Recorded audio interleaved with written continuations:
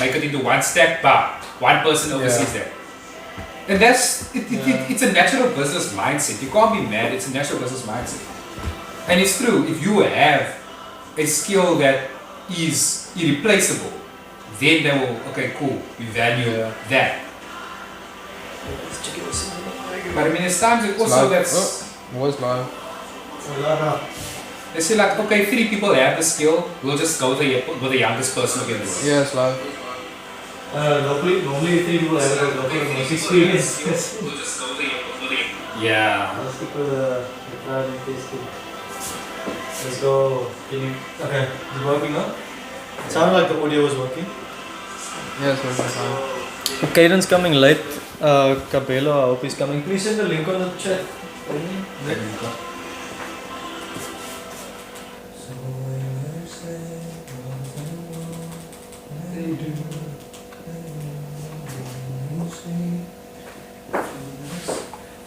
Yo, my bro, this is the smallest group we've had. Nah. No, there was Let's go that cold, guys. What the hell? It's not easy. Look at me, bro. It's really easy. It's not even that cool. Nah, this boys are cuss. Wait, I mean, Jordan said he's gonna be here. Is Jordan coming? Stanley. Yeah. Oh yeah, I must turn this thing off now. We get copyright struck here. Full wake up, don't copyright struck. The background music. Yeah. It's just audio test. Audio test. Audio test. Okay, sounds good, yeah. Audio, there's more people watching online than here. That's crazy. But there was a lot of people online today. I actually, you know what now? This I struggle with to do now. Because I actually want to start putting these on my status. So anyone can watch. But Like my phone is there. The link. But my phone's here, man. I can't. Can I get WhatsApp web on my iPad? You can. Yeah, you can. Can I open it from my iPad, do you think? You can open it. And you can post a status on WhatsApp web.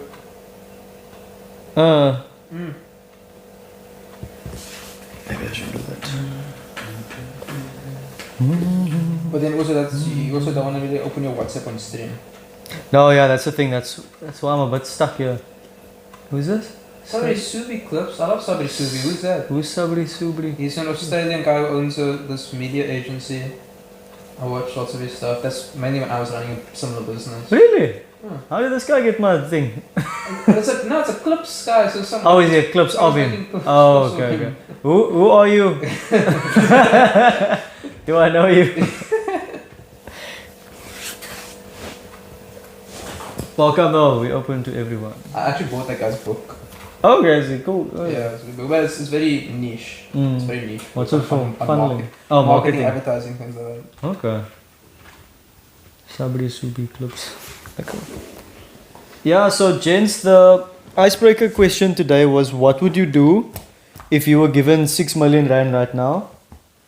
Between 5 and 6 million rand for the case of SARS, but 6 million rand, and I'll explain why later.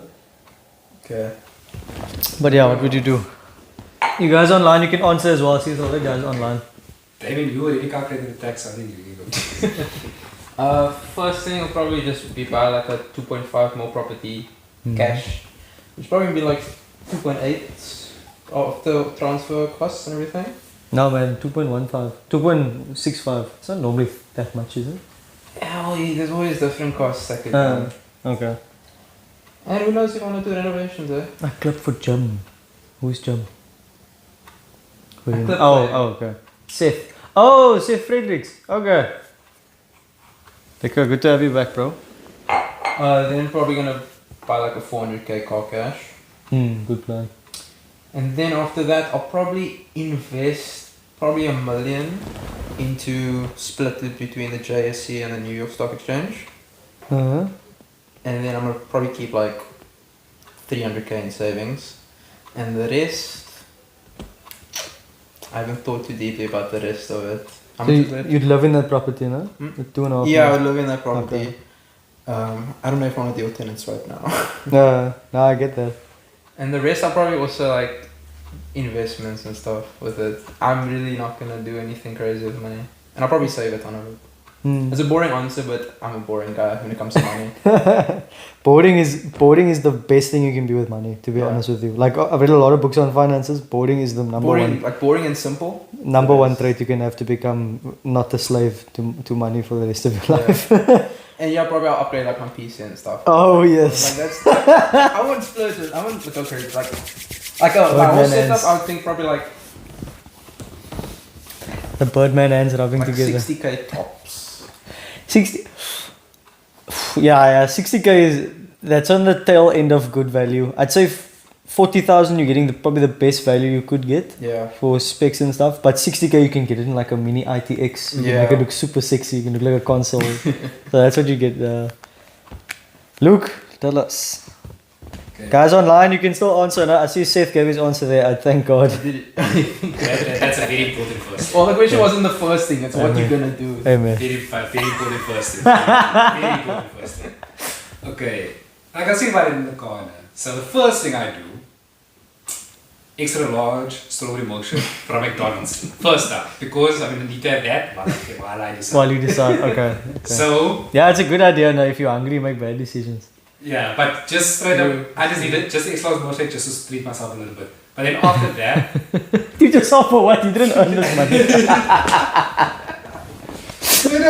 level my thoughts, gather my Okay, thoughts. okay. Yeah. But yeah, the immediate things that I thought of is one, just to fix my mom's house. Honestly, just fix it so I can sell it, just so I can get something. I know won't be the most profitable thing, but just that house is a complete disaster. Fix it up just for my peace of mind. Depends on how much of a disaster. Because if it's a really disaster, most developers are just gonna throw the thing down. It's practically a 90-year-old living alone, they can't walk. I dealt with a similar property. Yeah. I Ish. told them they're gonna throw the place down. Yeah, ish. We can talk about it one day. But yeah, I won't go into detail on that. But yeah, just fix that. Then find out from like my closest group of friends what is everyone's debt. Clean that. Clean the homies dead, that's great. Clean the homies debt. I love And it. obviously like anything that. I'm gonna pay my car. Yeah. I mean, if that's the case, like you No, I know. don't have too much left of it. It's fine. Yeah. So that's why I just use that, and then after that, then I was like, because I actually was thinking about him also, Justin. Amos, Send him. send a man to Australia, yes. Send the man, because I was thinking of like Yes. the immediate stuff like. I was Justin, you better be watching. So I was like, nah, send him. And then, funny enough, like the next thought was speak to Damien, because you probably know how to do this investment stuff. Oh, So okay. because I have zero clue. Yeah. So I think from- also, I Damien, think- yeah, I'm also, I know a thing or two. Damien, can you do me a favor? Can you put the link to this on the 1825 group? Oh yeah, sure. And then just I'm say, an admin on there. oh, if, yeah, you're not the admin. Hey everyone, sorry for joining late. No, it's fine, Tommy. We're just doing the icebreaker. Read the WhatsApp chat for the icebreaker. It's what would you do if you were given 6 million rand? You can give an answer, you can type out an answer, yeah. Want me to send it to Nikita? or Can you something? send it to Nikita yeah, and ask her to send it on the chat and say it's a Sure. sneak peek or it's available to anyone who wants to watch? Yeah, I think we can do it like that. So instead of my status, because there's more people on there than Yeah. watch So then that was like my next big thing, because I was thinking about other stuff. Like, I'm happy with the car I have.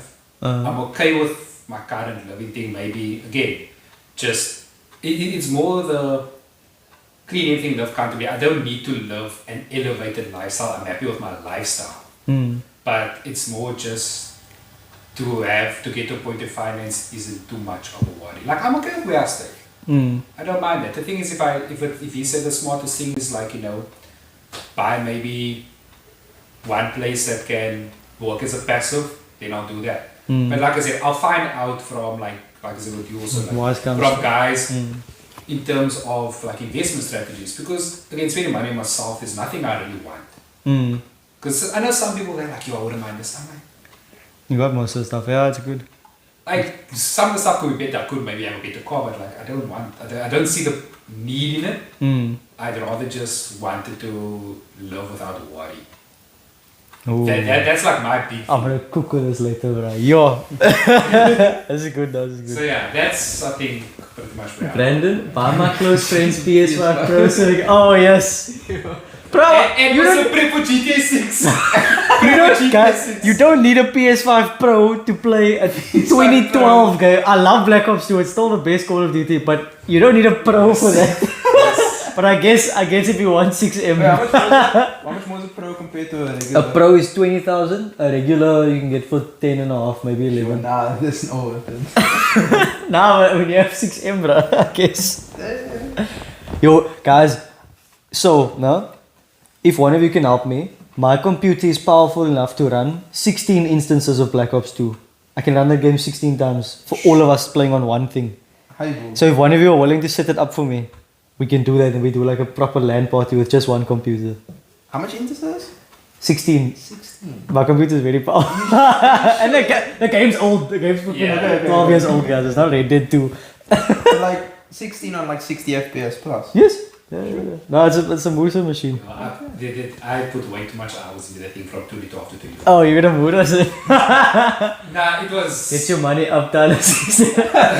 Tell me, would answer. I would advance God's kingdom here on earth and donate the rest real. Not a money man. Oh, that's good. That's good to me. I like that answer. Ooh, that made me think. 16 inches. Yeah, bro. It's a serious machine. It's a serious machine. That what they mentioned now. It actually made me think of something that I always thought of randomly, because there's like these three, okay, I don't really think they're homeless, they have no place to sleep.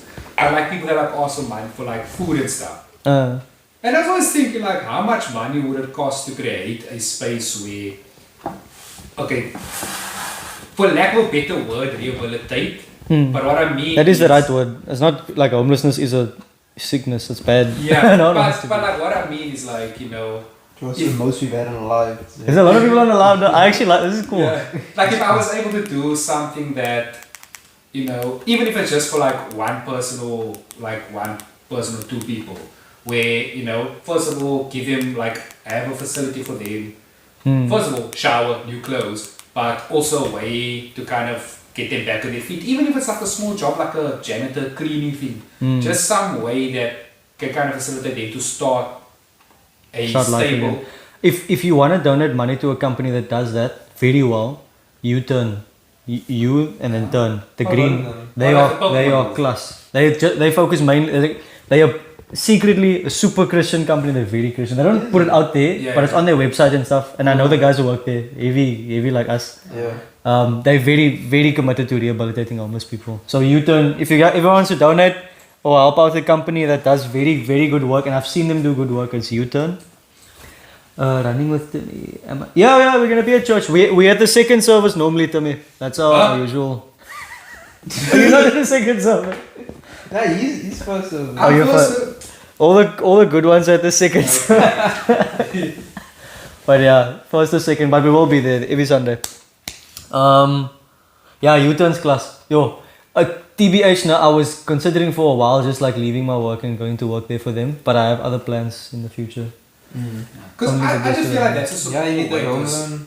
I need to lock in. Yeah, because it's for me like, yes, like having handouts or feeding schemes is cool, but to do No, it must be to rehabilitate them. No, feeding scheme. Handouts don't work for but that's what I say. Like if I can almost, because how some like how it's almost a generational thing where now this person have a child, but they with nothing else. It's so hard to start. But the thing is, even if it's like a simple minimum wage kind of thing, there's a start that can maybe fund school, that can fund like regular stuff like that. That's the way you can kind of. No, 100%. That's the. I've read so I worked for 6 months. I worked just with non-profit companies. My first 2 jobs at my previous work were for non-profits. One was for Love Village, the place I got saved at. It's an orphanage, and the second one was with homeless people. These guys were trying to do a U-turn thing, but they were trash. They weren't doing it properly. And I read a book when I was doing that stuff. I read When Helping Hurts. It was recommended to me by my manager at the time. And it speaks a lot in there about actual rehabilitation of people who are struggling with homelessness, drug addiction, orphanage, they don't have parents, they've been battered, anything like that. Actual rehabilitation doesn't look like giving people free things. But that's part of it. Yeah. Giving people what they need is part of it. But what they truly need is restoration to, firstly, with their relationship with God, then their relationship with themselves, and then their relationship with the larger community.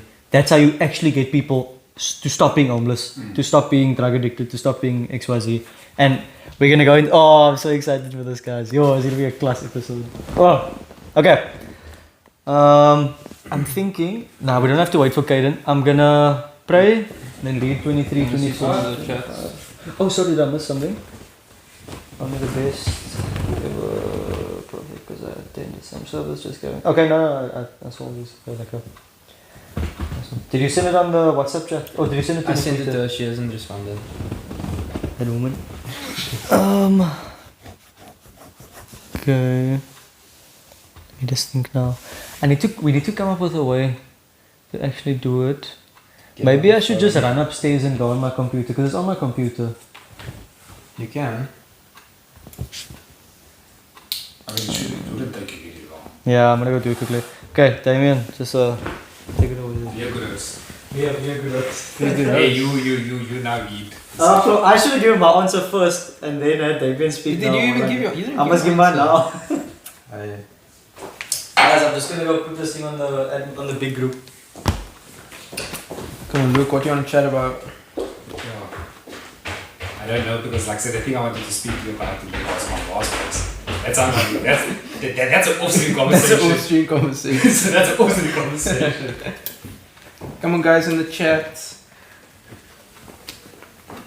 Tyler didn't even give an answer though. Tyler, give your actual answer. You didn't give an answer. What would you do if you got 5 more? Yeah, but they're like friends and now. It's actually cool to see the chat like moving. Yeah, I mean, we So normally have cool. like It's so cool to see. 2-3 people watching. Got like a full house today. Yeah. Guys, stay here. Ashwin's gonna be here shortly. I know the attention spans in this generation is not the best. Plan my dream wedding. Now that is facts. Yo. I would not spend 5 more on a wedding though. No, I don't think it's weird. I think just if he has the capacity to actually have like a dream. I don't think it's gonna cost rival. Yeah, I mean some weddings can easily go above that. Like, what are you doing at your wedding, man? Nah, bro, people. What, you're gifting all the men to they go their car? I don't get people who spend that much on a wedding. Nah. Like for me, it's just like the venue, the catering, Wait, Tyler, what year? photographer. Camaro, what year?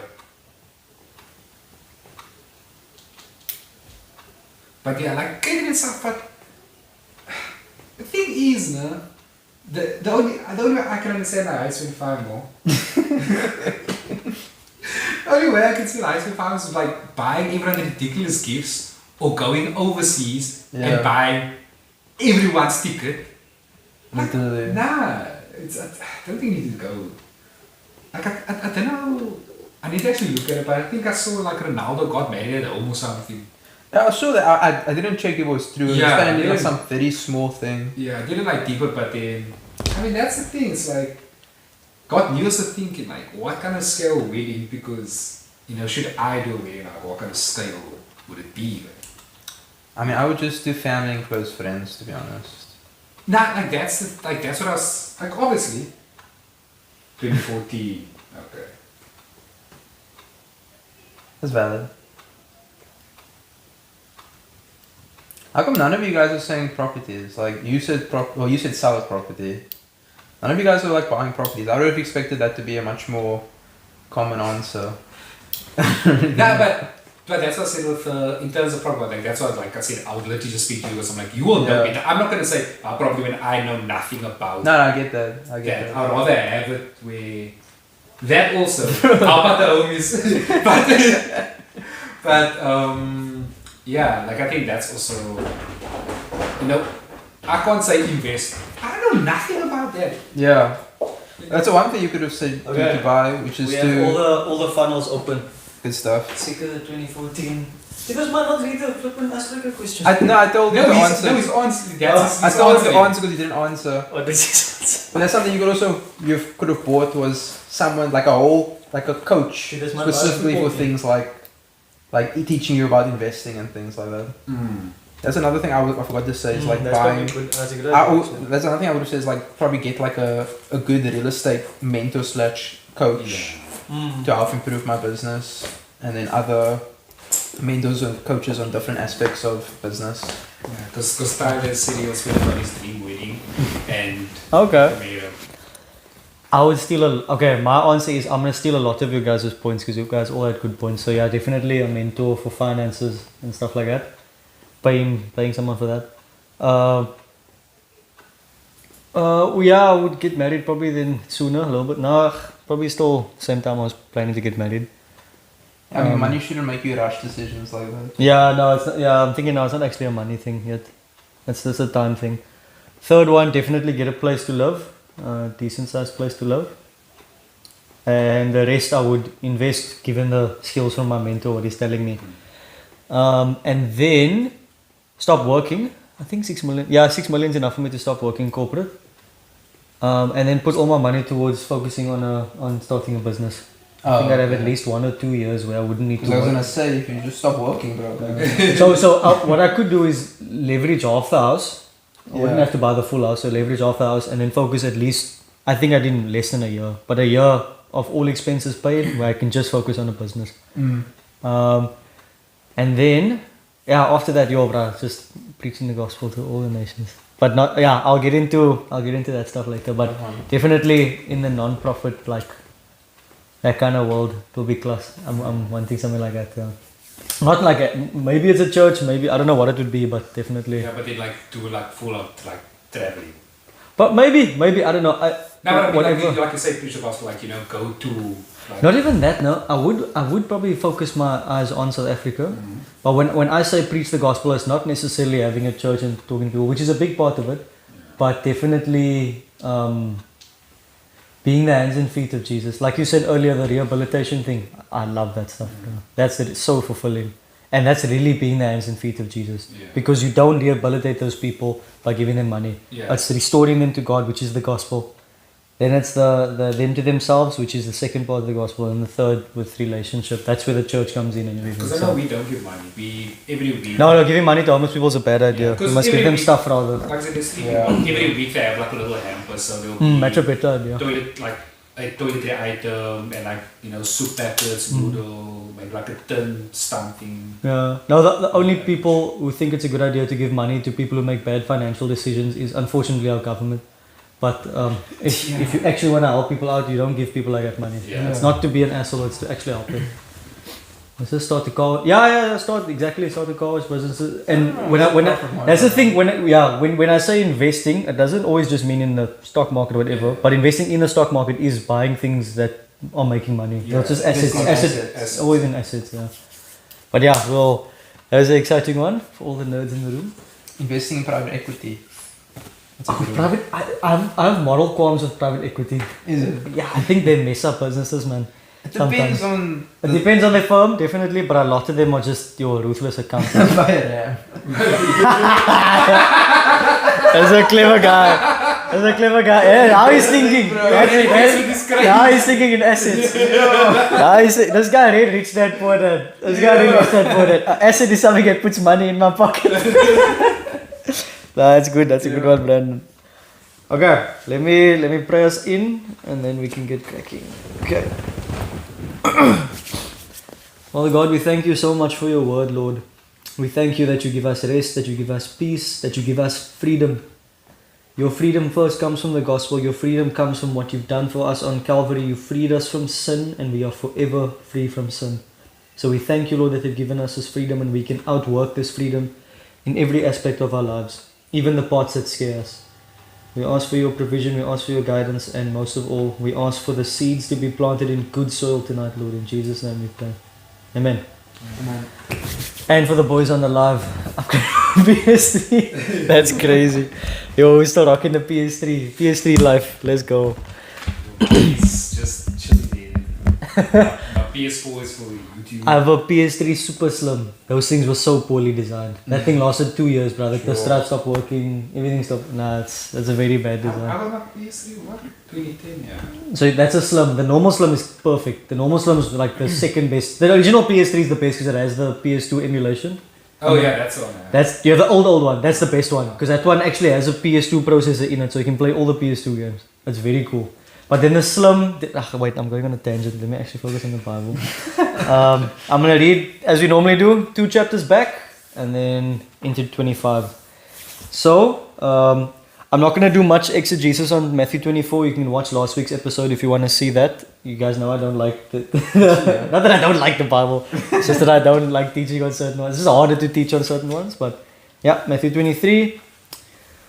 Title, whoa, that was hectic. So, Matthew 23. Then Jesus said to the crowds and to his disciples, the scribes and Pharisees sit on Moses' seat. So do and observe whatever they tell you, but not the works they do, for they preach and do not practice. They tie up heavy burdens, hard to bear, and lay them on people's shoulders, but they themselves are not willing to move them with their finger. They do all their deeds to be seen by others, for they make their phylacteries broad and their fringes long, and they love the place of honor at feasts and the best seats in the synagogues and greetings in the marketplaces and being called rabbi by others. But you are not to be called rabbi, for you have one teacher and you are all brothers. And call no man your father on earth. This is Jordan. I hope it's him. And call no man your father on earth, for you have one Father who is in heaven. Neither be called instructors, for you have one instructor, the Christ. Okay, The greatest among you is Kaidon. So G, you got our shoes. Let's go. How's that for me, bro? Got shoes to give to James, but he's not answering. Damien. James. Oh, I James. told him you must come, you know. Yeah, you can leave it here. This is halfway house. Does he come to you sometimes? No, he just, if he needs to drop something or he owes me money, he'll normally leave it here. Oh, are you? But yeah, he knows my mom. I think. We put in the live on everywhere today. It's on the big group and on my status. So we got 10 viewers local. Jesus. The chat is pumping, bro. Yeah, the chat is Come pumping. on, chat. Let me see here. Okay. Neither be called instructors, for you have one instructor, the Christ. We're still reading Matthew 23 and 24. So we're not, there's the top runner, right? We're not at 25 yet, I'm just doing 23 and 24 still, Kaden. So you haven't missed anything. What? Sorry, Ashton. Oh, sure. Yo, thank you. Yes. You're a full fan. Here's my 6 million rand. I want to put 25 of these. I love these things, bro. Yo, I'll use this all the time. Because these can actually fit in the merce. The other ones can't fit. It doesn't mess up your The bamboo. Oh, good. Yo, thank you, bro. Oh, you're feeling all good now? Yeah, feeling way better. Thank you, guys. I had a tract infection that was causing my ear to inflame. So that's why I was getting such bad vertigo. I didn't have an ear infection, luckily. So that's why I'm just quick recovery. He's just being more Indian. The greatest among you shall be your servant. Whoever exalts himself will be humbled, and whoever humbles himself will be exalted. Jesus now turns to speak to the Pharisees. But woe to you, scribes and Pharisees, hypocrites! For you shut the kingdom of heaven in people's faces. For you neither enter yourselves, nor allow those who would enter to go in. They were preaching falsely, and they were not allowing people to come in. They themselves wouldn't enter in by their own standard, and they were trying to block people from coming in. They were gatekeepers who didn't have a key. Woe to you, blind guides! Sorry, I missed it. Woe to you, scribes and Pharisees, hypocrites! For you travel across sea and land to make a single proselyte, and when he becomes a proselyte, you make him twice as much a child of hell as yourself. Woe to you, blind guides, who say, if anyone swears by the temple, it is nothing. But if anyone swears by the gold of the temple, he is bound by his oath. You blind fools! For which is greater, the gold or the temple that has made the gold sacred? And you say, if anyone swears by the altar, it is nothing. But if anyone swears by the gift that is on the altar, he is bound by his oath. You blind men, for which is greater, the gift or the altar that makes the gift sacred? The Pharisees were putting the things of man above the things of God. They were emphasizing the things of man over the things of God. So whoever swears by the altar swears by it and by everything on it. And whoever swears by the temple swears by it and by him who dwells in it. Tell me, don't worry, we haven't even started it, bro. And whoever swears by heaven swears by the throne of God and by him who sits upon it. Woe to you, scribes and Pharisees, hypocrites, for you tithe mint and dill and cumin. These weren't even a requirement in the Levitical laws. You were never required to tithe what are these called, the herbs. You are only required to tithe money and crops, and have neglected the weightier matters of the law, justice and mercy and faithfulness. These you ought to have done without neglecting the others. You blind guides, straining out a gnat and swallowing a camel. Now, gnat was a machi, smallest thing, like smaller than a fly, and a camel was the largest animal they knew at the time. So they were focusing on the gnat, but they were avoiding the camel. I like using this term, they're majoring on the minors. Woe to you, scribes and Pharisees, hypocrites, for you clean the outside of the cup and plate, but inside they are full of greed and self-indulgence. You blind Pharisee, first clean the inside of the cup and plate, that the outside also may be clean. Jesus is giving us he's telling us here basically his way of doing things. You clean the inside and then the outside. That's the gospel message. Woe to you, scribes and Pharisees, hypocrites, for you are like whitewashed tombs, which outwardly appear beautiful, but within are full of dead people's bones and all uncleanness. So you also outwardly appear righteous to others, but within you are full of hypocrisy and lawlessness. Just put a damn there, because that was a tough one. Yo, imagine he prices that to you. Woe to you, scribes and Pharisees, hypocrites! For you build the tombs of the prophets and decorate the monuments of the righteous, saying, if we had lived in the days of our fathers, we would not have taken part with them in the shedding of the blood of the prophets. Thus you witness against yourselves that you are sons of those who murdered the prophets. Fill up then the measure of your fathers. You serpents, you brood of vipers, how are you to escape being sentenced to hell? There were 7 woes. 7 was symbolic of completion in the Hebrew language. Therefore, I send you prophets and wise men and scribes, some of whom you will kill and crucify, and some you will flog in your synagogues and persecute from town to town. Small one there. Jesus deity claim again. Only God can send prophets. From town to town, so that on you may come, in your synagogues and persecute them from town to town, so that on you may come all the righteous blood shed on earth, from the blood of righteous Abel to the blood of Zechariah, the son of Berechiah, whom you murdered between the sanctuary and the altar. Truly I say to you, all these things will come upon this generation. O Jerusalem, Jerusalem, the city that kills the prophets and stones those who are sent to it. How often would I have gathered your children together as a hen gathers her brood under her wings? And you are not willing.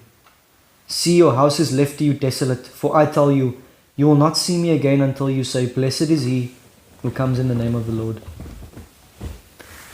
24, the beginning of the end. That was the title for 24. Jesus left the temple and was going away when his disciples came to point out to him the buildings of the temple. But he answered them, you see all these things, do you not? Truly I say to you, there will not be left here one stone upon another that will not be thrown down. So if you guys remember last week, we focused on the sort of 2 parts of viewing this chapter, speaking about end times prophecy. The one part is the already ended for us in terms of the destruction of the temple, destruction of the second temple in 70 AD. But there's the also part that we haven't seen yet, that's still coming, which is his return. And as he sat on the Mount of Olives, I highlighted this because this chapter and the next chapter and 26, that's all going to be part of Jesus' teachings from the Mount of Olives. It's like together, it goes together.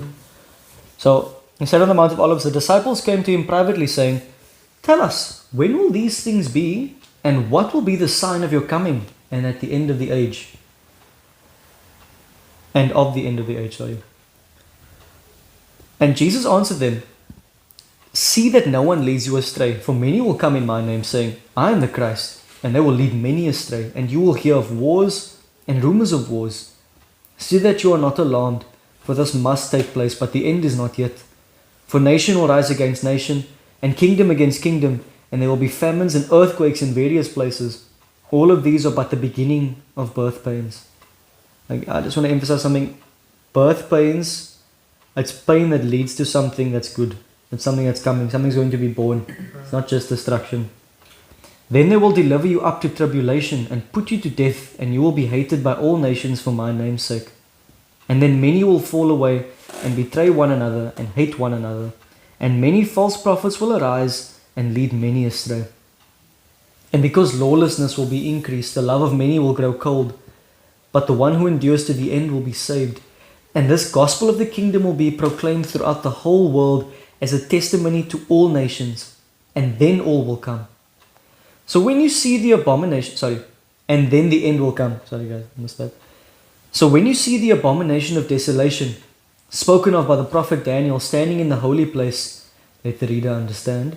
This is referring to a desecration of something that's holy. If you want to go into detail, last week I went down a rabbit hole for this one, but it's essentially a desecration of something holy. Similar to Antiochus Epiphanes during the Maccabean revolt. He was a Greek at the time who was like putting pork on their altars and stuff. He was being extremely disrespectful of them. Then let those who are in Judea flee to the mountains.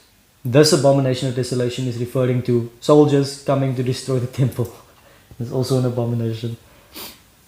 Let the one who is on the housetop not go down to take what is in his house. And let the one who is in the field not turn back to take his cloak. And alas for women who are pregnant in those days, who are pregnant and for those who are nursing infants in those days. Pray that your flight may not be in winter or on a Sabbath, for then there will be great tribulation, such as not been from the beginning of the world until now, no and never will be. And if those days had not been cut short, no human flesh would be saved. But for the sake of the elect, those days will be cut short. And if anyone says to you, look, here is the Christ, or there he is, do not believe it. For false Christs and false prophets will arise and perform great signs and wonders so as to lead astray, even, if possible, even the elect. See, I have told you beforehand. So if they say to you, look, he is in the wilderness, do not go out. If they say, look, he is in the inner rooms, do not believe it. For as the lightning comes from the east and shines as far as the west, so will be the coming of the Son of Man. We will all know when Jesus comes back. It's not going to be a secret. It's not going to be something you can find out in a hidden book or on a news channel. You know those people who like lie about being Jesus. Yeah, you know it's like a thing. That's Unfortunately, in a lot of African countries, is pastors who lie about being Jesus and then they make money off it. And get him work.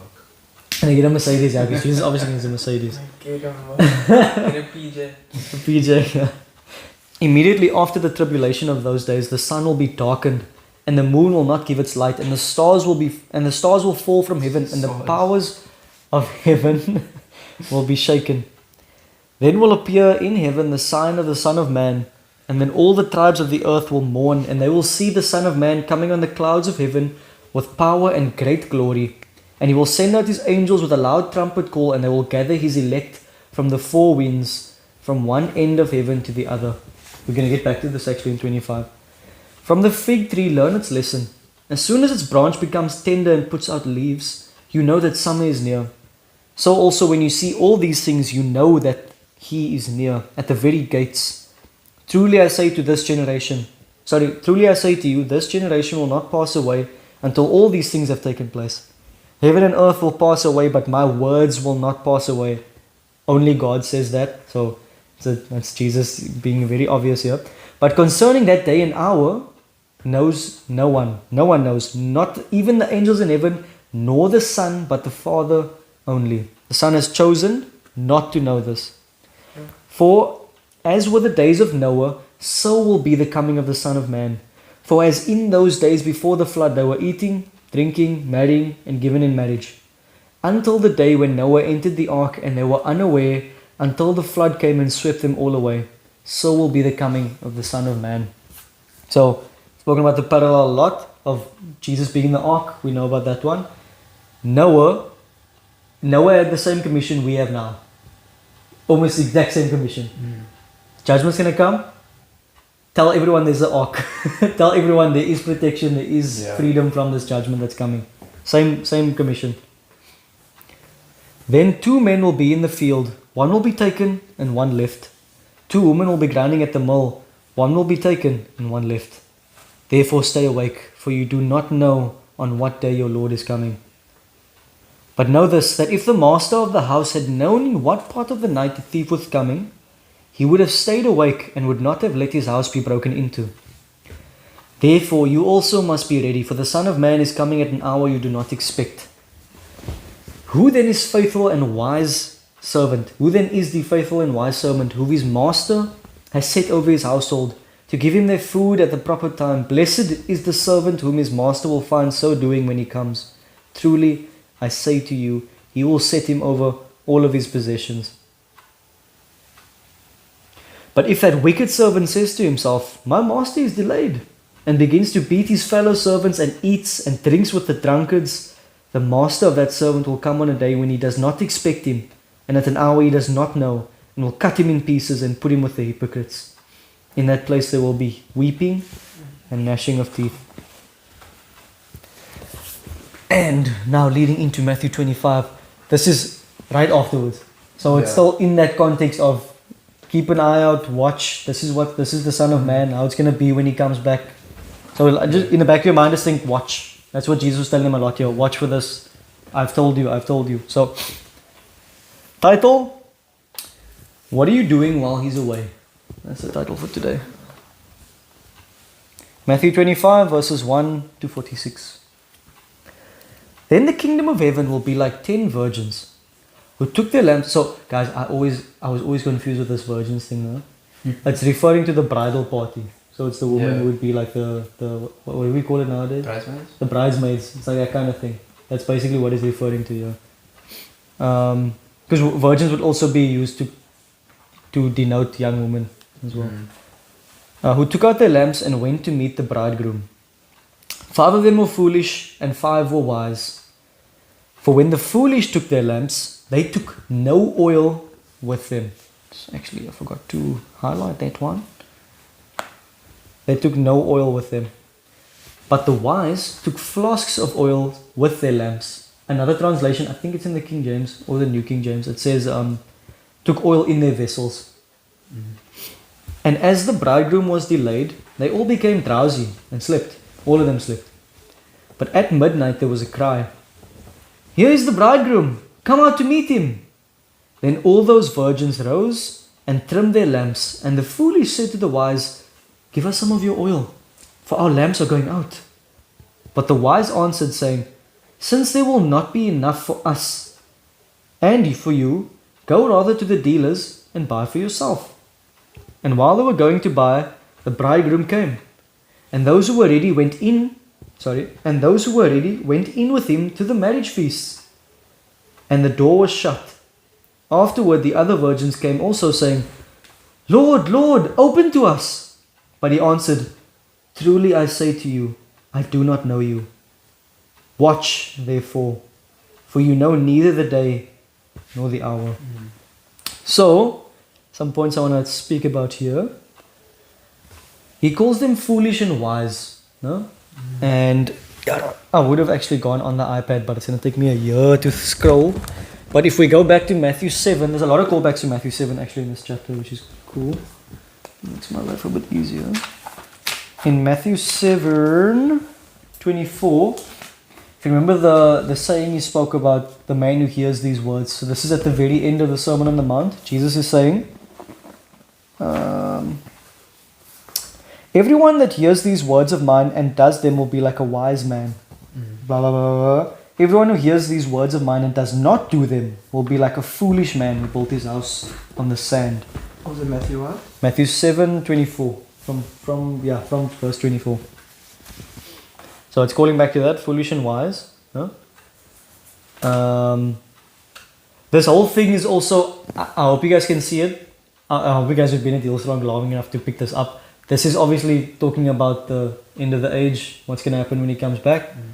It is a wedding feast, right? Jesus' return is often compared to a wedding feast where the bridegroom meets with the church. The church is the bride, Jesus is the bridegroom. And what was the other point? I think one of the interesting ones I saw today when I was going through it, at midnight there was a cry. Midnight tells us it's the end of the age. Midnight's the end of the day. It's the very end of the day. So, same way it would be at the end of the age for us. Sure. Oil, no? In this, and there's been preaching on this, I hope you guys have heard of it, but oil, there's 2 ways to look at it. I think it falls for both, to be honest with you. I think they go together. Oil is the Holy Spirit dwelling within, That's one that we know. It's obvious, and it's also a genuine saving faith. It's genuine faith. Right? We've spoken, argued about this a bit, but faith is what saves us. We are saved by grace through faith, not by works. So our faith gives us access to salvation, right? And one interesting point here, the 5, but all 10 were invited. No? There were 10 people invited. 10 also, not necessarily completion, but also to the extent of completion in the Hebrew. 10 were invited, right? 5 did not have oil. And if oil is a saving faith, 5 don't have faith. So everyone you can be invited, you can be a virgin, you can be one of the 10 virgins. On the outside you look the same, you have the same lamp, but you don't have oil. Because if you don't, you can be invited to the party. Yeah. Everyone, same thing as the bridegroom. If you guys remember the king who had a wedding feast for his son, the garment, all of them were invited. Everyone was invited, but they didn't come with their garment. The fish also gathers fish of any kind, good and bad, and then sorts them afterwards. So then the interesting part comes. They all wake up. They're like, I need to put my lamp on. I heard the bridegroom's coming. He's coming right now. We need to get ready. Right? This is actually us. We are those people, or we should be those people sounding the alarm. Guys, the bridegroom is coming. Jesus is coming back. He is coming back. And then, but now the foolish ones come there. They said, give us some of your oil, for our lamps are going out. But the wise answered them, saying, there won't be enough for us and for you. So this is two things, right? One thing, it's boundaries. Our faith that we have doesn't save people. I can't save Caden because I believe in Jesus. Jesus can save Caden. Yeah. If Caden believes in Jesus. That's the game. It's not a, what's the word? I think a lot of people struggle with this because it's disempowering. Yeah. And it should be, because you don't have any power, you're not in control. Jesus saves. We show people Him. That's our goal here. We don't put people on a 10-step. We don't do X, Y, and Z to make their life better. 10 steps to salvation. There's no 10 steps to salvation. It's you, Luke, Damien, Timmy. You choose to have faith in God, in Christ, and you are saved. That's the part of its boundaries. You're not Jesus. You can't save everyone. You should preach to everyone. Everyone should smell the gospel on you, but you don't do any of the saving. Jesus does all of the saving. Tell me, Brahma, 10 virgins had 5 oil, 5 didn't also remind us that the half of the world will be prepared for His coming. Half won't be. I don't know if it's referring to the exact ratio. I won't comment on that. I don't think it's that. I don't know. Could be an exact ratio. I'm not sure. That's probably less. If I'm being honest, but I don't know. Because if you look at the parable of the sower, it was 25%. Yeah. It was 1/4. So I don't think you mustn't look at. I wouldn't recommend looking into that amount, like the ratio to me. But this is the other part of it. So the one part was boundaries. You're not the savior. You're the savior. You're not the savior. And the second part is you can't borrow someone else's faith, and you can't loan someone else your faith. Yeah. And it's hard for us because we actually are out of control of this. I can put 30 hours a week into this Hillstrong Bible study, and I want to put more hours into it. I love this thing. But if only 2 people get saved from this, the outcome wasn't mine to begin with. Yeah. You know what I'm saying? That's the heart I have for this. It's not, this isn't the Ashwin show of, guys, yes, nah, no, Luke is saved. I don't know if Luke's saved. I don't know. Damien's been to more Hillstrongs than me, guys. I don't know if Damien's saved. Not because I don't see fruit in his life, but it's because I'm not in his head. Yeah. I don't know, and I can't give Damien what I have. The best I can do is show him the gospel every flipping week and say the same things every week. But that's what we need. So yeah, you can't borrow someone else's faith, and you can't loan your faith to other people. Right? The oil, your oil, the Holy Spirit within you, your saving faith is untransferable. It's not an EFT. Hello, Pops. Where are you coming from? The gang is shrinking.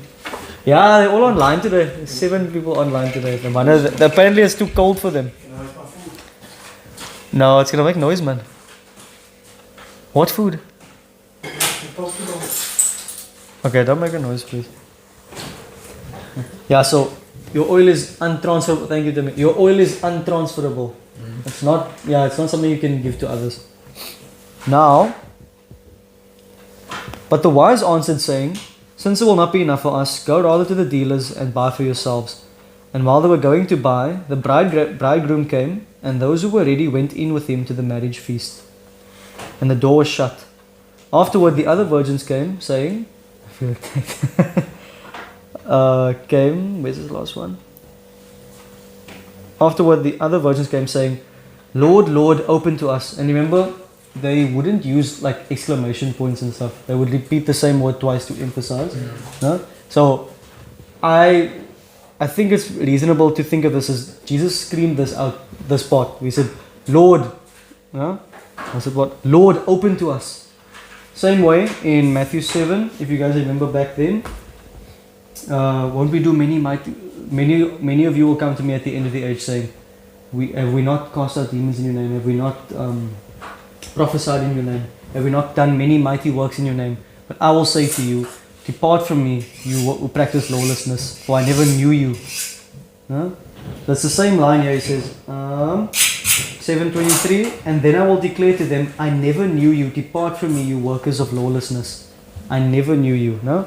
So, it's in present continuous tense. I do not know you. Watch therefore, for you know neither the day nor the hour. And yeah, another point.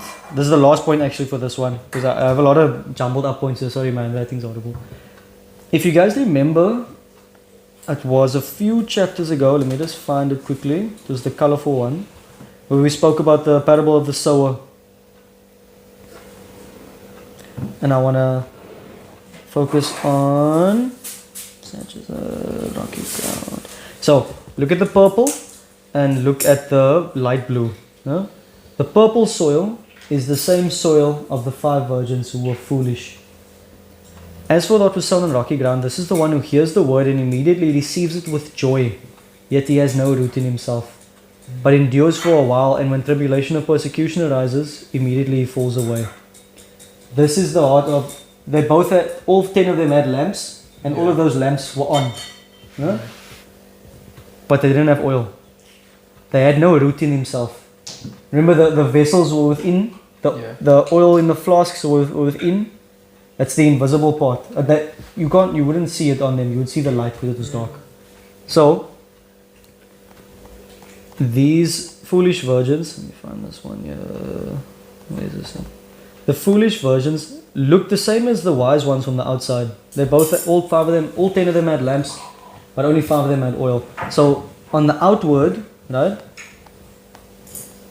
You can have everything on the outside. You can have the same lamps, but the invisible part, the saving faith, the Spirit dwelling within you, the oil, you can't see that. Again, like we emphasize this a lot, the part we can't see really. Yeah? So, let me just see if I got everything. Yes, that's everything for this one. For it will be like a man going on a journey, who called his servants and entrusted to them his property. To one he gave 5 talents, to another 2, to another 1, to each according to his ability. Then he went away.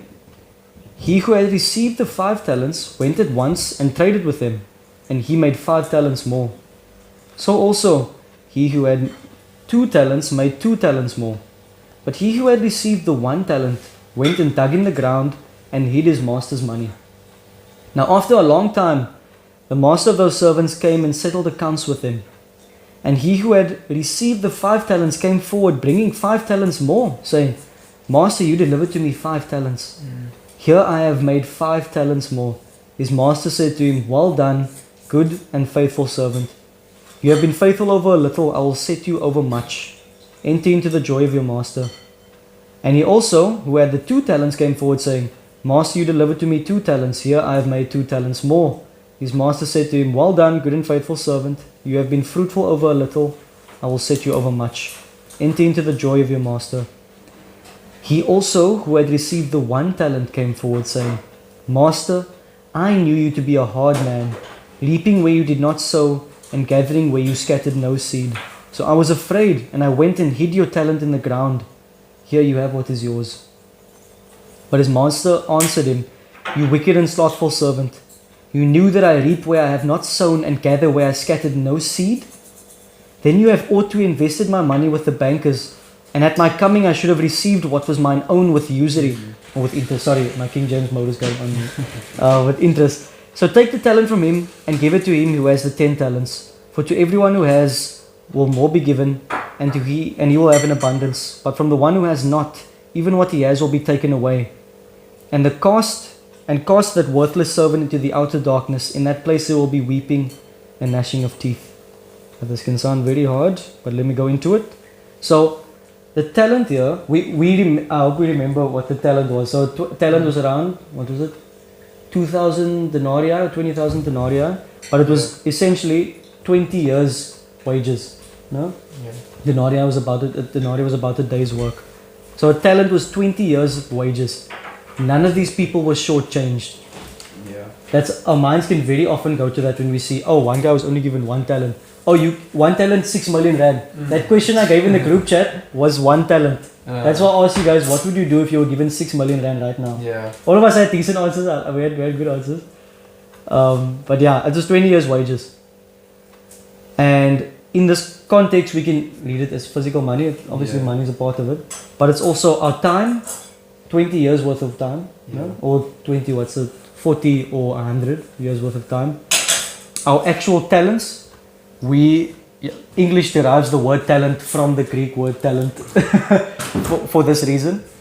Our talents and our treasure, the things that we've been inherited, things we've been given. It's our life, and it's also the gospel.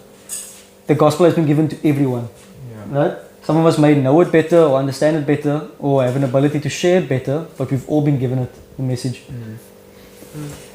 So, when you see, that's why I wrote here a lot.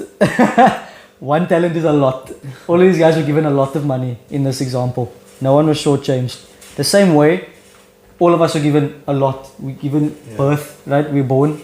That's a big. You can ask all the other sperm that didn't make it. It's a big privilege to be born. And we're all given life. So, I just want to see 2 Corinthians. I wouldn't have put that there if it wasn't for something. 2 Corinthians. Can one of you guys check on your Acts quickly? 2 Corinthians 8 verse 12. So thank you, Ken. Another word here that's important. This money was entrusted to these people. So that means it was given to them. It was like properly given to them. I entrust you with this thing. It's mine. I'm entrusting with you. They aren't like employees earning a wage. They were given this bags of gold. You got it? 2 Corinthians 8 verse 12. For if the readiness is there, it is acceptable according to what a person has, not according to what he has not have. So that's speaking here. We will be judged, or in this example he's giving, we'd be judged based on what we have been given, not what someone else has been given. Sure. So if I do a lot with my 10 talents, and Kaden does a lot with his 2 talents, we're not going to be, why didn't you do as much as Ashwin? That's not how judgment's going to be. You know what I mean?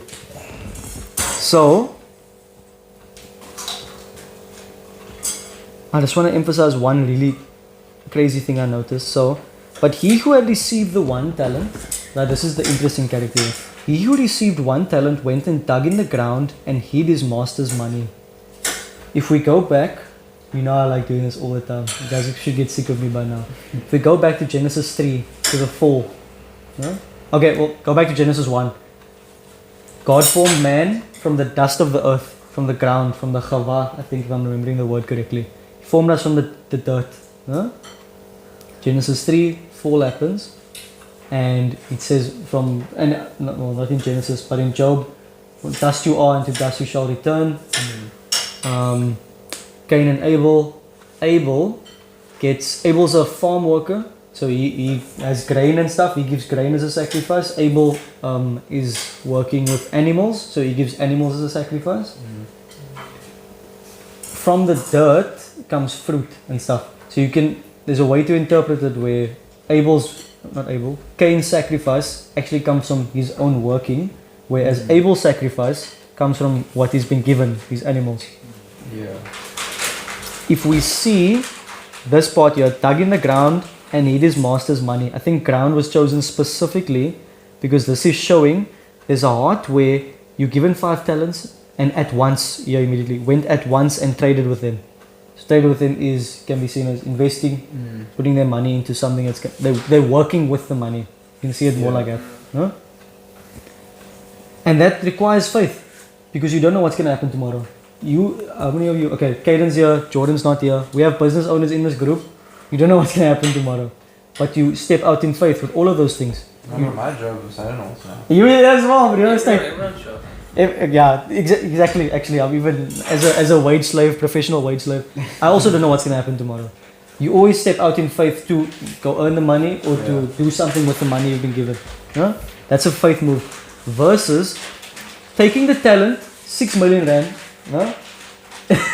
I'm so glad none of you guys said I'm gonna hide the 6 million under my bed. you guys read your Bible clearly.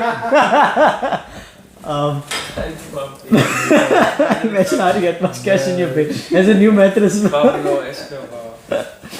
So there's that faith, of I'm gonna go interact, I'm gonna go do something with this money versus self-reliance. And almost, if you want to look at it, literal self-reliance. You're putting this in the ground, what you were made of.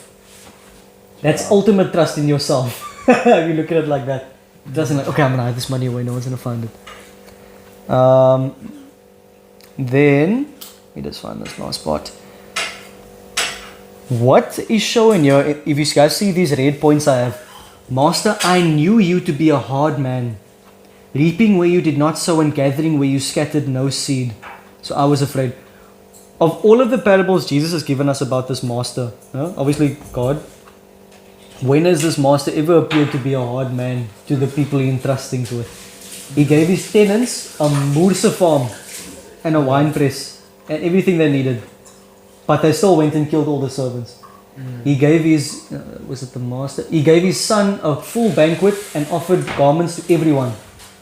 He paid every single person who came to who worked in his vineyard. If you started work at 6 a.m. in the morning and Caden started work at 11 p.m., paid you all the same. When has the master ever showed himself to be a hard man? Reaping where you did not sow and gathering where you scattered no seed. The parable of the sower is always sowing seed. Reaping where you did not sow. He has sown everything. The creator of everything has sown everything. So I was afraid and I went and hid your talent in the ground. Here you have what is yours. Plain and simple, this is bad theology. This person doesn't know God. He doesn't know the character of God. He doesn't know who God is. It's very clear. Because he's speaking about someone who isn't God. Clearly. His master answered him, you wicked, even his response, this is the master's response. You wicked and lazy servant. I'm doing NIV now. You wicked and lazy servant. You knew that I reap where I have not sown and gather where I have not scattered seed. Now, the master is using his logic, the same way Jesus did with the Pharisees. He's using his logic to prove his reasoning false. If I was this person you're speaking about, then you ought to have invested my money with the bankers. Guaranteed return. Yeah. You have a guaranteed return with the savings account, with the bankers. Yeah.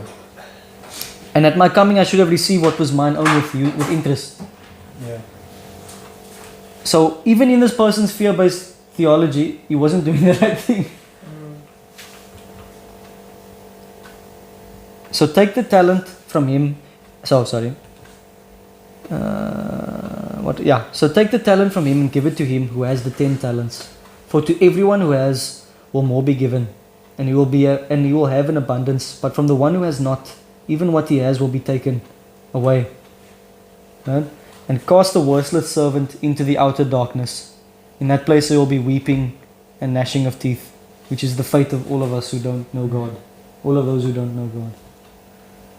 So the mindset of having versus not having. Right? It's very easy for us in any circumstance in our lives, in any aspect of our lives. This isn't purely just about money. Right? In any aspect of our lives, it's very easy for us to look at what other people have been given and based on what we've been given to be afraid and not move in faith. Like, ooh, I wasn't given as much money as Caden, so I'm not really gonna. No, I'm gonna just keep my money in my savings. I'm just gonna hide it away here. I'm just gonna do the best with what I have in this way. I'm not gonna garden. I'm not gonna start a business. I'm not gonna invest my money in assets that appreciate over time. I'm not gonna do any of these things because I'm afraid. Yeah. Because God's only given me this, and I'm afraid He's gonna take it away. You don't know God then. Yeah. That's not the master. The master has given you life. Huh? If it, like worst case scenario, you alive. The one talent, you at least alive, my bro. And one talent is still the reason I like the one talent thing now. We don't realize how much money one talent is. In this example, Yeah. it's 6 million rand. Yeah. And all of us gave great examples with the 6 million rand. Huh? But one thing Luke said earlier, what was it you said? You said you don't want to. There was something you said about No, money. I just don't want to live with worry. Yes, you don't want to live with worry. Now, that worry comes from relying on yourself. That's where the issue comes in. Not the issue, but that's where the fear comes in. You see what I'm saying? So the fear can be like, I don't want to worry now. Like, if God's gonna give me more, if He's gonna bless me more, if I have faith for this, then you must know who the master is. Yeah. The answer to this here isn't necessarily. Now it's not saying it's saying laziness is bad. Definitely, that's one of the things. But it's knowing the heart of the master who gave you those talents. It's knowing the heart of the master who gave you the ability to speak to people, inheritance, money, a job in the South African economy. I think praise God, most of the guys in the group have work, but those are all talents that we've been given, and you can look at those talents, and you can think, what don't I have? Or you can look at those talents and realize, what do I have? Huh? 6 million rand is the average that an income earning South African household will get in 20 years. 6 million rand. 5 million after tax, let's say, if SARS is nice to you. That's a lot. In 20 years. That's a lot. Huh? Yeah. You can look at that as, no, but I know someone who earns 50,000 a month. Or you can look at that as, look what God has given me. How do I multiply this? How can I do a lot with what He's given me? Yeah. Instead of hiding it. Instead of acting out of... So, there's a... Not knowing God makes us respond out of fear, but knowing Him makes us respond in faith. And, Karen, you can testify here, please. I'm so glad Karen came in person. You can testify, running a business requires a lot of faith. Working a corporate job also requires a lot of faith sometimes. You have to do things where people are not telling you what to do or how to do things. It's not always a cookie cutter, especially in the modern age where anything that is cookie cutter is automated nowadays. Yeah. So a lot of it requires, what must I do now? That comes up a lot. So you need to act in faith. Grace used multiplies. That's the message of this is grace. All of this money, none of these guys earned this money. All three of those guys earned none of those talents. Yeah. This master gave it to them, entrusted it to them. I'm giving you this. I'm giving you 100 years, Damien. I'm giving you 100 years, Caden. I'm giving you this 100 years, Luke. Giving you whatever. He's entrusting it to them, and when it's used, that grace that has been given to us is used. It multiplies. But when we try and hold on to the grace, when we're stingy with it, when we're scared that it's gonna hide, that it's gonna run out, right? This is part of why I always view the theology of like earning our salvation, or we can lose our salvation. I view it as heretical because it shows that, okay, not heretical in the sense of like it's the worst thing, but it gives you the wrong heart and the wrong mindset of what God has given us. It makes you want to hold on. It makes you want to, okay, no, now I need to follow the rules A, B, and C, and now that I follow the rules properly, now I'm a good Christian. You're never going to be a good Christian. None of us are good Christians. There was only ever one good person, and He died on our behalf. Yeah. That's the gospel. That's the story. It's not do this and you're a good person, follow these things and you're a good person. No such thing. When you truly understand, when you recognize the grace, you have no choice but to use it, right? And did I put it in here? Sorry, it'll come up again in the next one. The next paragraph is going to speak to this a lot, but I just want to leave this with you guys. Think about what you have today. Erase from your mind what you don't have. Don't even think about what you don't have. And I've caught myself in this a lot now. I constantly get in my head sometimes and I'm like, yo, no man, but I don't have a house yet, or I'm not married or anything. But then I look back 4 years ago when I was still studying. I'm like, yo, I earned so much more money. Like back then I was hustling to do my gym membership. I used to sell protein bars to afford my gym membership every month. Agile Kitchen, but I was moving it. And I learned a lot in it. It was class, it was a great time of my life. But back then I wasn't worried like, oh, but I don't have a house yet, man. There's always going to be something you don't have. Yeah, That's always going to be the case. But, and this is the thing. This is Ashwin translation. I'm not saying this is like proper theological teaching. A way I view the talents is your mindset. Almost completely I view it as your mindset. Sure. No? Because none of what they were given was earned to them. It was all what they had and what they believed that they had, the faith that they had. We don't know if this bro with 2 talents, if he was given more time, could have made 25. The guy with 10 could have made 100 maybe. We don't know. It's not stated. No? This is more in the context of he's coming back. So what have you done with what he's given you? But for us today, in our lives, what do I have? How can I multiply? Man, how can I steward what God has given me? He's given us so much. When you stop looking at when you stop listening to what the enemy tells you don't have, you will realize how much God has given you. Because those thoughts don't come from you. Yeah. Those thoughts are implanted to you by a society that says, oh, you don't have this, you're not quiet. Oh, you don't have this? No man, you're not as cool as us. Oh, you don't have a car that you're in debt to? Oh, you're not quiet. Oh, you don't have a house that you actually can't afford? You're not quiet. Right? I work for a bank, guys. We really want you guys to get loans. Trust me, we really want you guys to get loans. It's great for us. Yeah. That's what we want. So we in a market where, and this is a big secret that no one wants you to realize, almost every human being on the planet, there's enough resources for almost every human being, for every human being on the planet to live and have enough food and everything. Yeah. There is enough stuff. How do we keep the machine running? We plant want. We plant desire. We plant, oh, do you want those new shoes? Oh, you should get better glasses. Oh, you actually need a smart ring. Oh, you actually need a smart watch. Oh, you need a new phone. And this is why. Any of you guys who are studying marketing? Marketing is planting desire. Because everyone actually, I can live here for 40 years and live with my parents for 40 years. I don't want to. Pride. I don't want to live with my parents for 40 years. I can feasibly live here for a long time. Yeah. Right? But there's desire planted. No, you can do this, you can do it. And obviously, I want to. The house thing is separate. That's different. That's. But I have fallen for desire planting. Huh? Yeah. Getting a fancy computer. Part of it was definitely desire. I think I earned it, and I paid for it cash, no debt. But some other I've made bad financial decisions. I'm not coming to you now as a person who has not hidden his money in the ground. But when you think of it like, yo God, you're giving me so much, that's when you start to multiply. That's when you go out and trade. That's when you step out in faith.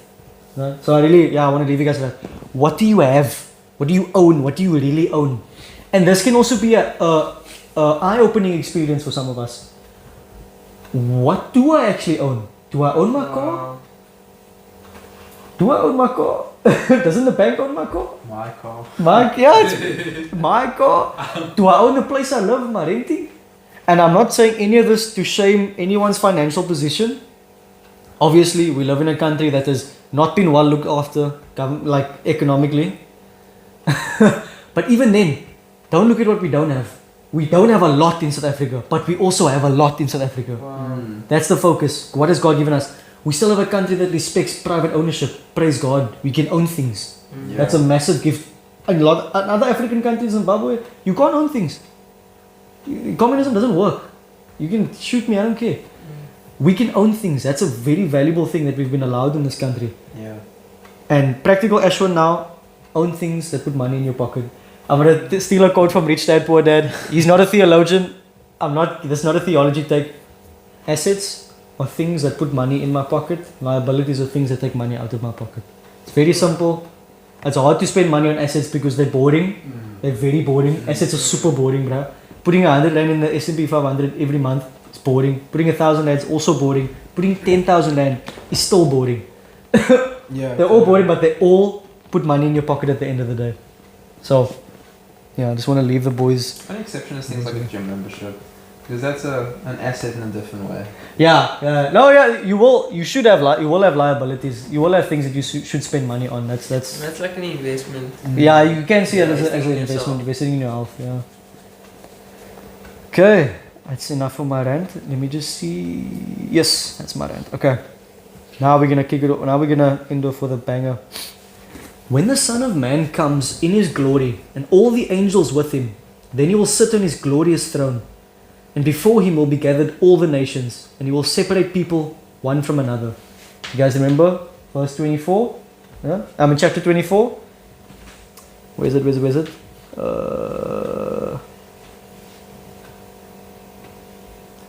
Where is this line? Concerning the day and hour, no one knows, not even the angels. Yeah, man. We just read it earlier. Oops. Then far behind though. is the light far behind? Oh, sorry. The TV's far behind. Let me move it here. Sorry, guys. So, then will appear in heaven the sign of the Son of Man, and all the tribes of the earth will mourn, and they will see the Son of Man coming on the clouds of heaven with power and great glory. And he will send out his angels with a loud trumpet call, and they will gather his elect from the four winds, from one end of heaven to the other.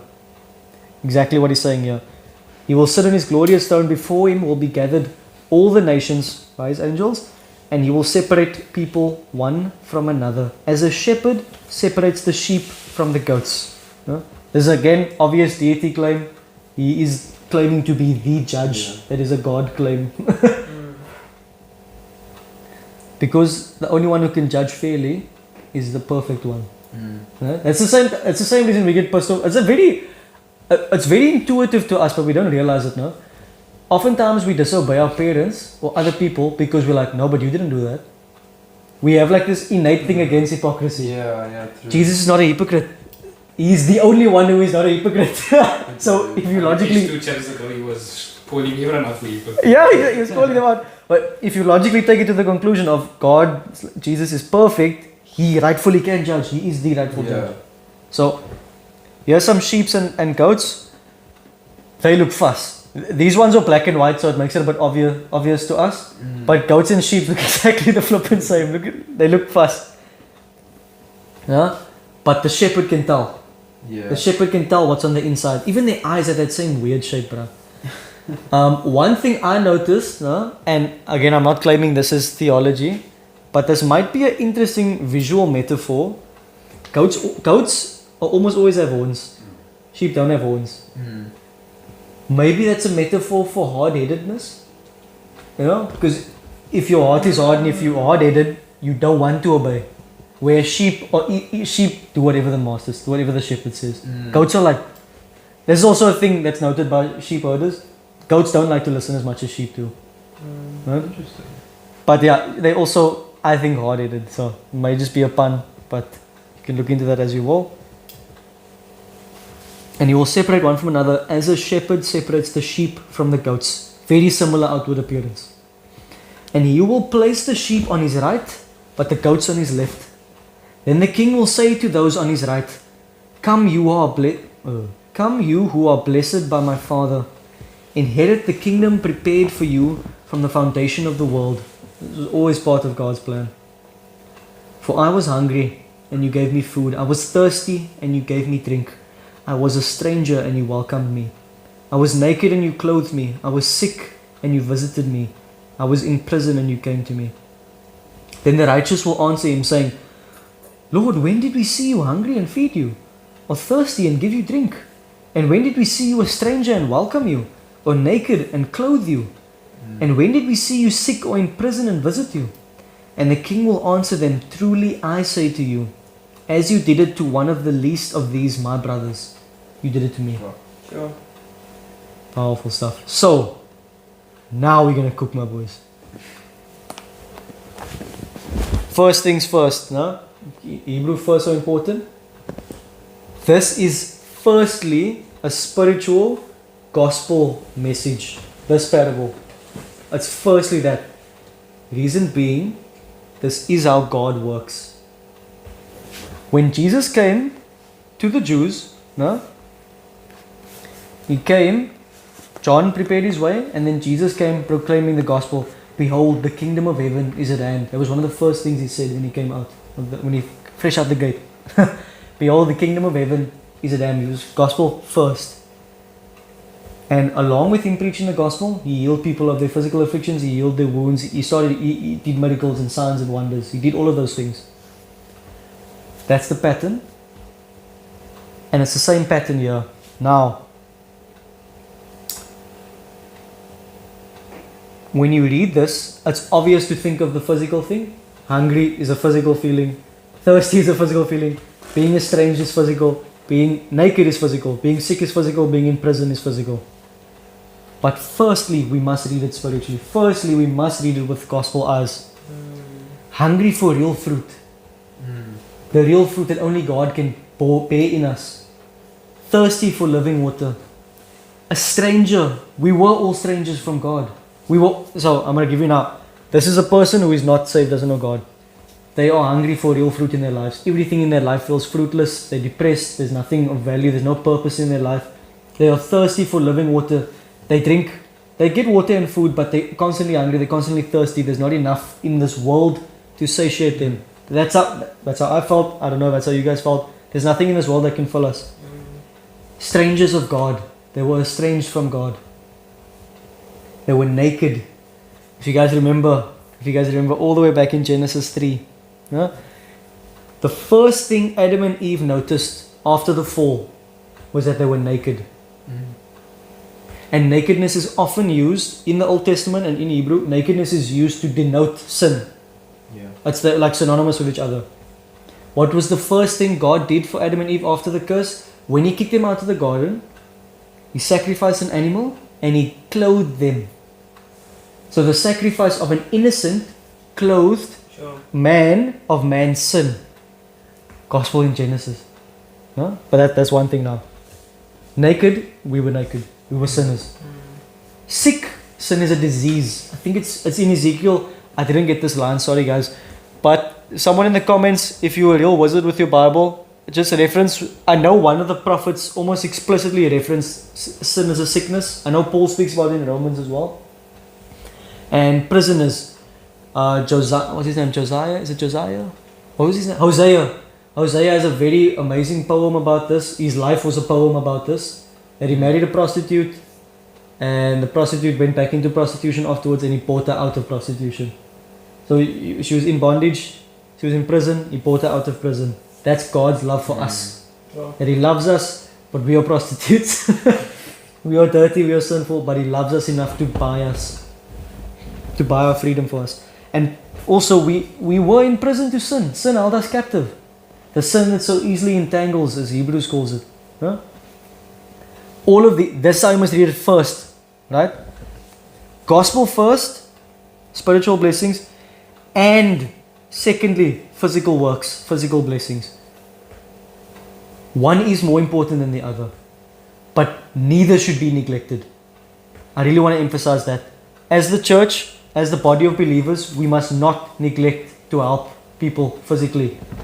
But more so, we must not neglect to help them spiritually. We must never ever neglect to... Guys, a church without the gospel is a non-profit. Literally. Who cares for non-profits? Non-profits are great, obviously, right? Sorry. We care for non-profits. But the church is the kingdom of God colonizing earth. And we are colonizers for the kingdom, not the other colonizers. But that is super important. It's gospel first, spiritual blessing first, with the physical blessings. Never one without the other. Right? If you're going to neglect one, neglect the physical one, but don't. I would say. It's spiritual first, it's gospel first, and then physical faith. No, sorry. Then the physical comes after, and this pattern has been all throughout the Bible and all throughout Hillstrong from our studies, from our teachings. No? Faith, then works. James writes, one thing he is saved by just his faith, I will show you my faith by my works. James writes about in the book of James. Faith, then works. When they asked Jesus, what is the greatest commandment in the law? You shall love the Lord your God with all your heart, with all your soul, and all your strength. Is that a physical action? Can I see that on the outside? That's a spiritual thing. Love God, then the second is like it. Love your neighbor as yourself. First spiritual, first gospel, then love your neighbor. Neither one gets neglected, but there's a first and there's a second. Clean the inside of the cup, as we read now in chapter 23. Clean the inside of the cup first, then the outside will also be clean. Oh, I made a typo. Does it count as a typo if it's your handwriting? It's a spelling error because you're not typing it. And the outside will be clean. That's the pattern, guys. It's spiritual leads the physical. But both are important. Both are vital. We aren't just spiritual. God even chose not to just be spiritual. God became human. He became human flesh. He came into human flesh. These people who were children of God, right? They didn't even know that they were feeding God. They didn't know they were feeding the Lord. They were like, when did we help you? They practiced that what Jesus spoke about in Matthew 7. Don't let your left hand know what your right hand is doing. That kind of help, that kind of heart of giving. Right? And one thing that's very interesting here at the very start. Come to you who are blessed by my Father. Inherit the kingdom prepared for you. Do you give an inheritance? Caden, do you give an inheritance to your employees? No. Who would you leave an inheritance to? Children. Exactly. We are not working to earn something as a salary or as a wage. That's not salvation, that's not the gospel, that's not our generosity. Yeah. Our inheritance comes from our sonship. Our inheritance comes from our relationship with God.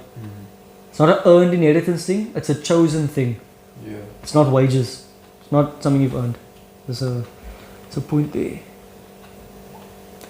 Then he will say to those on his left, depart from me, you cursed, into the eternal fire prepared for the devil and his angels. For I was hungry, and you gave me no food. I was thirsty, and you gave me no drink. I was a stranger, and you did not welcome me. Naked, and you did not clothe me. Sick and in prison, and you did not visit me. Then they will also answer, saying, Lord, when did we see you hungry or thirsty, or a stranger, or naked, or sick in prison, and did not minister to you? Then you will answer them, saying, truly I say to you, as you did not do it to one of the least of these, you did not do it to me. And these will go away into the eternal punishment, but the righteous into eternal life. These people thought they were doing things for God. Both of these people are part of the flock now where they're being shepherded. The sheep, these are the goats now. No? The sheep were there, the sheep listened to the shepherd's voice. They knew what he was saying, but the goats didn't. The goats were doing their own thing. They thought they were doing things for God. You can run the best non-profit of all time. No? But if you're not preaching the gospel, you are helping people. I think it's better than not doing that. Yeah. But what I think doesn't matter. I'm not going to judge you at the end of time. Yeah. That's the thing here. The gospel message is foremost, right? The gospel is for everyone, even the least of these. Right? So this is the part that we can struggle with. We can struggle with a lot of this parable, to be honest. It's difficult. It's a difficult teaching. It's telling us to spiritually give to everyone we see. Give to the needy. Give the gospel to everyone. And I want to emphasize that to the boys. The gospel is for everyone. Right? And the generosity is for everyone. For the least of these, it's for them. We need to show generosity in our physical lives. But first, with the gospel. Right? That's why it's important to know what your church does with their money. Big part of why I'm part of Kingdom Builders in our church. I want to see what we do with our money, and I love what we do with our money. It's worth it, and it does help people physically. But firstly, we spread the gospel. That's our church's message. I love our church for that. That guy said something different. Ken, were you there for the 1825? The guy who does the email open letter, the marketing one, because he also spoke about tithing, and he was like, you mustn't also worry that much about what the church is doing with the money, because at the end of the day, it's the church's responsibility to do something good. With you, it's your relationship with God and you tithing. No, okay. Let me rather put it like this. Let me word this correctly.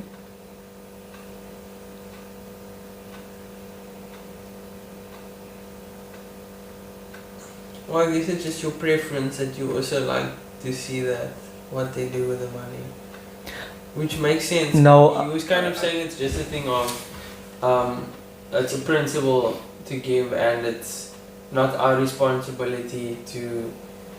Because like after you give, it's not yours anymore. Yeah, because also what Rory Dyer was touching on, and then I got the sense of is.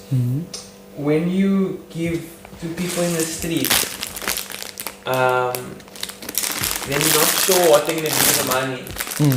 If you feel, firstly, this important point, if you feel led by the Holy Spirit to give to someone, just do according to that obedience. It's not your responsibility what they do with the money. God will do the judging and the justice. It's just up to us to be obedient. It's not up to us to judge. So I do get that. But I would also say,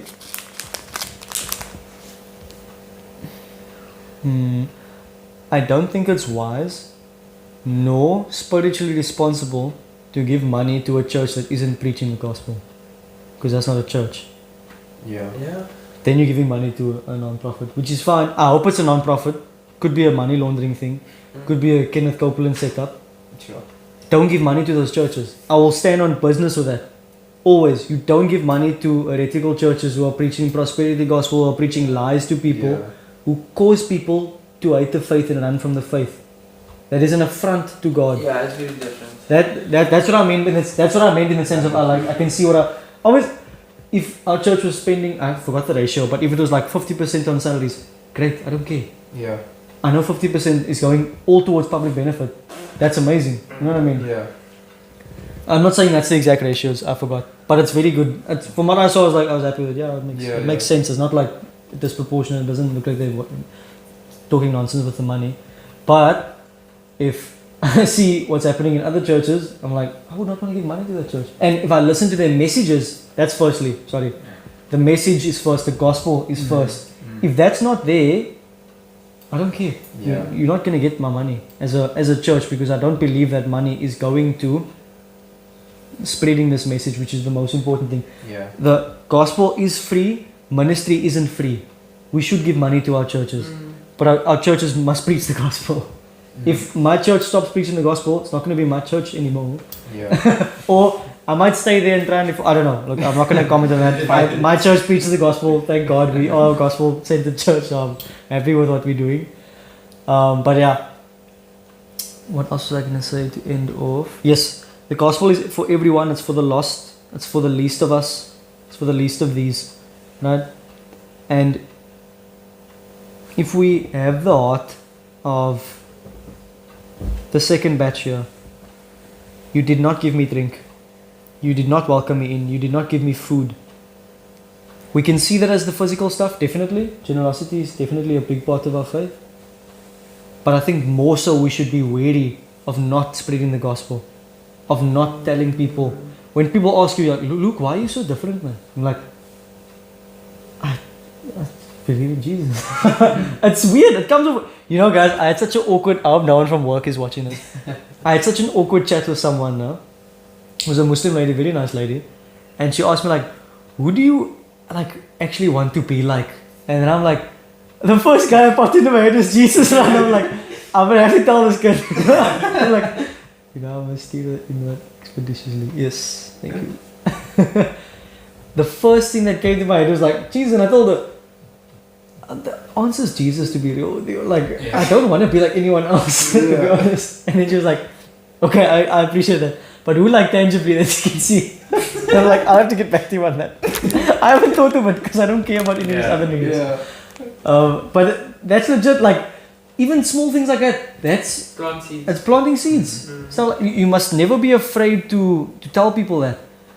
And yeah, it's just keep an eye out for that, guys. Don't be afraid to share your faith. Don't be. There's a way to do it without being weird. I'm not saying be weird, because that being weird makes it bad, bro. It makes it difficult for people. Thank you, thank you, Timmy. Jesus all the way.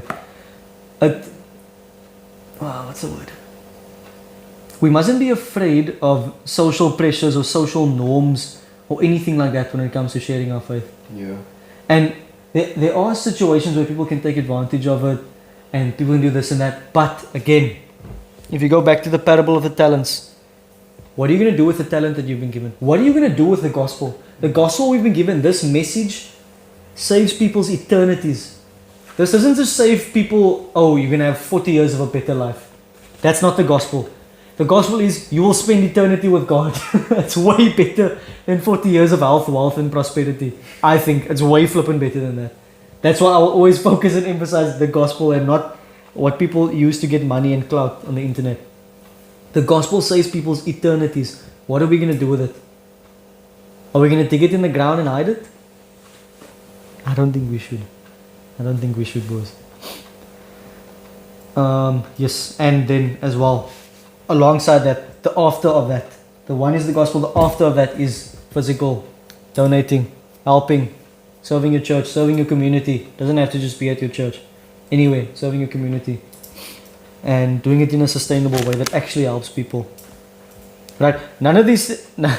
What's interesting now that I look at it, Jesus isn't saying here, the person isn't saying, you didn't give me money.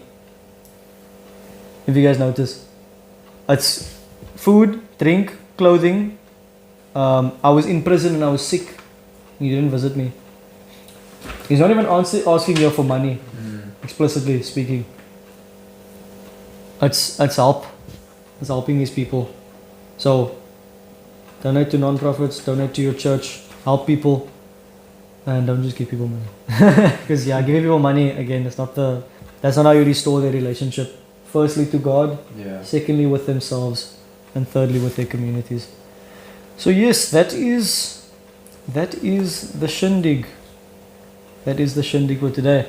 Thank you everyone watching online. Yeah, I was actually about to say just something I noticed also is the fact that that number has basically stayed on 9. I think That's cool, yeah. We've I actually think at one consistent. glimpse was like saying we went back up to 9, which I think is super cool. That's so awesome, yeah. Thank you guys for watching A now. few times, but that, Yeah, like but like 9 is like it's Great been job, for great long. job. for Nah, long we got a time. consistent audience today. I love that. Locked in. Locked in. Thank you boys for watching. But yeah, any questions? There's still time, so please send me any goodies. I get to wake up late tomorrow, so you guys can stay a bit later.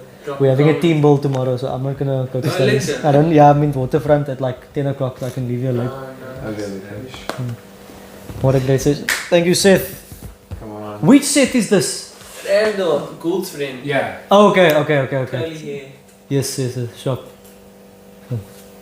See you to me. But yeah, guys, you can ask questions still. I don't know if any of the boys have a question. Yeah, this is one of my favorite teachings, guys. I really enjoyed this one today. I've been on a massive journey as well this last couple of weekends. Thank you, Tyler. Randall, yes. This last weekend, when I got sick now, I really soul searched a lot now. And there were people who were influencing my life last year that caused me to stray from how I used to view money and finances. I was becoming a lot more, let's say, passive and content with the conventional route of work 40 years for a company and get a retirement thingy. But before I was with these people, I wasn't that kind of person. I was always I read 100 books in university in my final year. I am a crazy bro, and I don't want to be like an employee forever. Right? So, but I was getting a lot more content in that last year, So this came at like the teaching this came at a perfect time. So my question is, why was Kaden late? Kaden was what? Get in the bag there, bro. He was busy moving his talents. Stand break. Oh yeah, stand break. Yes, Ryan, the word is so powerful, bro. All of the stuff, guys. When you ask me how I prepared, I just read the Bible a lot. I read the Bible a lot. I listen to Johnny Chang a lot. It's all just scripture. None of this. I started listening to Chang 2 weeks ago. That's my guy. So good. That's my guy. But what was I gonna say? You can be like me and read all the flippant books in the world, and it will never be as good as the Bible. I promise you guys. Yeah, I just read the Bible now. Yeah, that's it. Yeah. Definitely there is some wisdom in other things. No, But yeah, for me that's just. I am not a reader, man. I can listen to other stuff. but Yeah. No, most of the time I'm reading is audio. That's why my 30-day thingy. That's why the audio works like for 30-day, because if you listen to something 30 times, it's as good as reading it 30 times. Yeah, it's like listening to a song. It's like you remember the song. You'll get the lyrics eventually. Exactly. Oh, so for your Bible plan, you do audio Bible? I do read and listen. So At the same time? weekends, no. Weekends It's I the read. Alex Omosi reading strategy.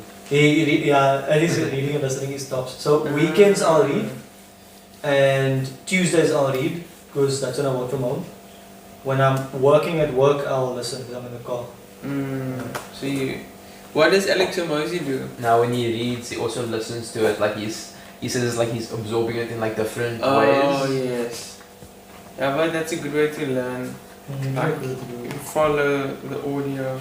It's kind of as your parents read you a book when you're a baby or a young toddler. Then you're following the words with their finger as they're saying it. So you learn in that sense. Yeah, I do the same where sometimes if I'm just listening to too much other stuff, like podcasts, whatever, then I'll put on that street lights. Oh yeah, their stuff is class. So good. Their stuff is really good. Just a nice way to listen to the Bible. Then I also found that video Bible. I think I sent it in the group. Video. Oh, I think you did. Yeah. So it's like AI showing how it might have looked in that time. So it just kind of adds to the aesthetic and then I'll read it. But the only thing is they use the American Standard Version. The NASB. The NASB is not too bad. Is it the NASB? The New American Standard Version? ASV? ASB. Oh, I haven't heard of that one. I know the NASB is good. Oh, I don't know, one of the two. Streetlights. Streetlights is you can send it on the chat actually, Kajan. Let's see, Seth's asking for it. I recently, guys, I bought, what's it called, Dwell. It's a audio Bible. The app is all based around audio Bible, so it has like 30 I think I heard of that. It has like 30 different readers. Sure. And it's class, it's very high quality. It's much better than the U version, like Bible, for audio, because you can download everything. You can download the whole thing audio, because on the U version you can't download the audio. It's like actual people reading, or it's like AI. No, it's people reading. No, it's all Okay. real people reading. And there's women, there's men, everything. It's very nice. You can pick a voice actor you like. That's what I just pick the guy I like listening to. That's just remove friction, guys. It's a big thing with the enemy likes to get us with the Bible. Oh, It's like, Seth is in the group. Let me add him. isn't he? Oh, I didn't do. And how did he get the link? He's just a subscriber. Yes, Maybe. Or maybe got it on the It's not like 18th a subscriber. Oh, man. But if there's no questions, boys, I'll cut off the stream. Like and subscribe, guys. Like and subscribe. Yes, we the feeling is nice. Put it in your WhatsApp status. Yes. Yeah. Oh, I see shit. Cheers, boys. Thank you for Everyone tag us on Twitter. What's this thing Nikita sharing? A Love Foundation? Oh, there, he said it. Ethan just sent it to him, like. Ethan right. sent the channel, so that's how. Yeah, got it. I'd like to close this live stream. Oh, yeah, okay. Such an uncle. Oh. Yeah, then he saw, then that last part is